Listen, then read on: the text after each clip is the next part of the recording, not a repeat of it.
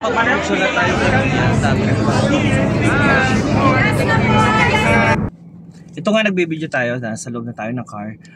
Galing ako dito sa Somo Hotel dito sa Alcobar, and ito about dun sa Owa Caravan. So yung bukas pupunta sa Jeddah yung Owa Caravan. And doon sa mga OFW na online application ng para makakuha ng OWA card, kailangan active members kayo. And kung sa application naman hindi kayo active at bayad kayo, pwede pa rin naman kayo makakuha kasi ma-trace din nila yung resibo nyo. But anyway, kaya lang ako nag-video, ito ay kasi aakalain natin, di ba pag nag-apply kayo ng online, may lalabas na number doon. So yung number na yun, hindi yung tatawagin sa queue ng OWA, ng nagpiprint ng ID.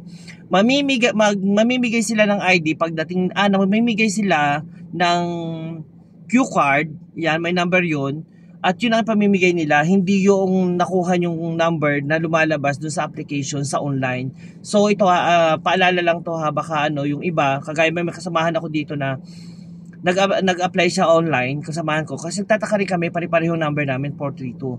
Then yung pala may pinamimigay na number card dun sa may queue card na manual na pinamimigay, at yun ang ina-accommodate nila. So kaya pagdating nyo, yung iba dito kasi 4 o'clock pa na naghihintay dun sa number kung kailan tatawagin. Yun pala hindi naman yun ang tatawagin, yung number na pinamimigay nila. So lang po maging lang po kayo aware. Gusto ko rin po palang magpa-thank you doon sa tawag dito, nagbigay ng number sa akin kasi yung inactive siya.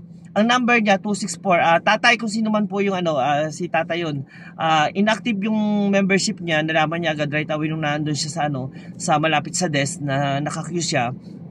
Then nakasalubong ko naman, so nalaman niya na inactive siya, and kinapalan ko ng mukha ko, hiningi ko yung number niyang nakuha, kaya ako ina-accommodate. Ayan, at naging successful naman. At thank you po tayo. Ayan, hindi na ako nakapagpasalamat sa kanya nung pagkakuha ko nung number na yun.